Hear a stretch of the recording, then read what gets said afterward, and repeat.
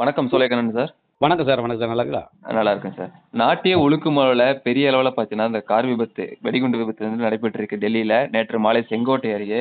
இதற்கு ம். வந்துட்டு தமிழக அரசியல் கட்சி தலைவர்களும் பார்த்தீங்கன்னா, வருத்தம்லாம் தெரிவிச்சுட்டு வந்துட்டு இருக்காங்க. இதோட பின்னணிய நீங்க எப்படி பார்க்குறீங்க சார்? சார், இதுக்கு முழுக்க முழுக்க பின்னணி தேச விரோத இஸ்லாமிய அடிப்படைவாதிகள் தான். அவர்கள் தான் இந்த குண்டுவெடிப்பு சம்பவத்துக்கு தற்கொலைப்படை தாக்குதல் நடத்தினது அவங்க தான். இது ஒரு மாத காலமாக மத்திய அரசாங்கம் நடவடிக்கை எடுத்து வருது. என்ஐஏ, மத்திய புலனாய்வுத்துறையில் நடவடிக்கை எடுத்து வருது. பல்வேறு இடங்களில் மாநிலங்கள் நம்ம ஹரியானா எடுத்துட்டாலும் சரி, சத்தீஸ்கர் எடுத்துட்டாலும் சரி, காஷ்மீர் எடுத்தாலும் பல்வேறு இடங்கள் வெடிகுண்டு பொருட்கள்லாம் கைப்பற்றப்பட்டிருக்கு. அந்த பயங்கரவாதிகளையும் கைது பண்ணியிருக்காங்க.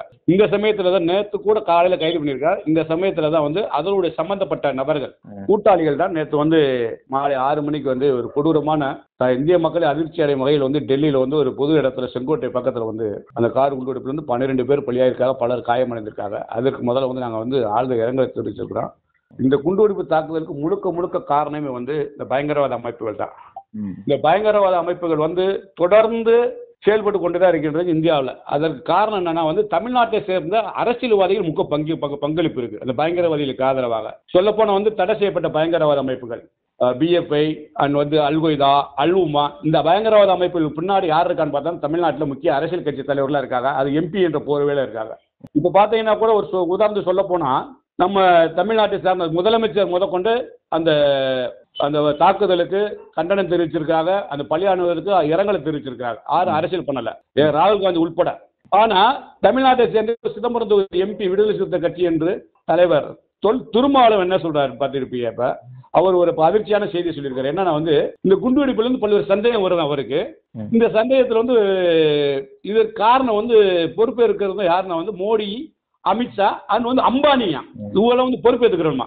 இதே கார் குண்டு வெடிப்பு நம்ம கோயம்புத்தூர்ல நடந்துச்சு. அப்போ தமிழக முதலமைச்சர் சொல்லல இந்த திருமாவளவன் பொறுப்பேற்க வேண்டும். ஆனா டெல்லியில நடந்ததற்கு ஒரு பயங்கரவாத தாக்குதல், அது அமைதி மார்க்கத்தினர் நடந்த தாக்குதல்.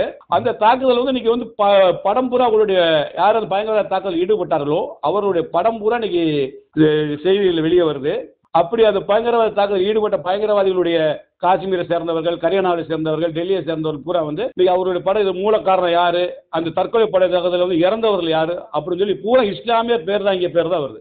அப்படி இருக்கும்போது இவர் ஏன் பொறுப்பேற்க வேண்டும் மோடிஜி மேலேயும் அமித்ஷா மேலேயும், இன்னொரு கேவலமா சொல்ல போனா அம்பானி மேலேயும் பலி ஓடணும் இந்த திருமாவளவன். எதற்கு முந்திரி கொட்ட மாதிரி யாரை காப்பாற்றுவதற்காக திருமாவளவன் வருந்து கட்டிட்டு வராருன்னு தெரியல.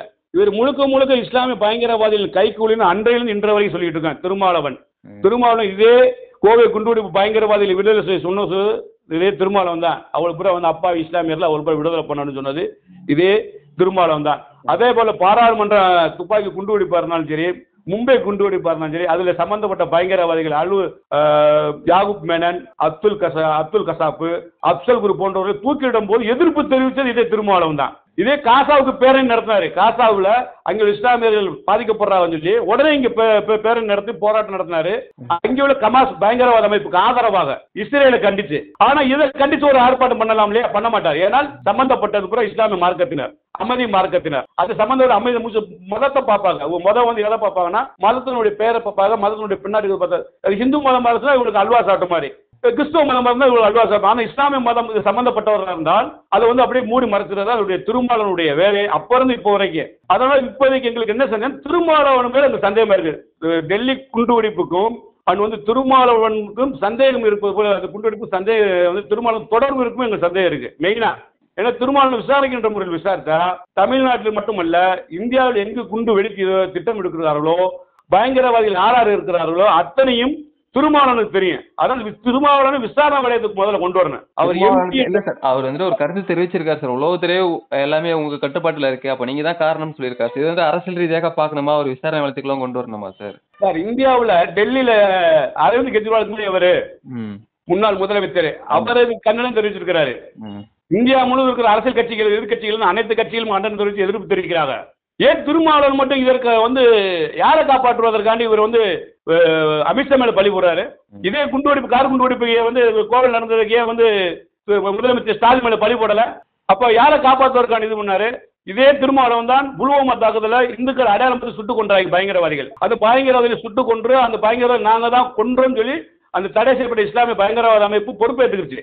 ஆனா திருமலை அன்னைக்கு என்ன சொன்னாப்புல, இதுக்கு அது மேலே சந்தேகம் இருக்கு. அன்னைக்கு என்ன சொன்னார், அமித்ஷா பதவி விலகணும்னு சொன்னார்.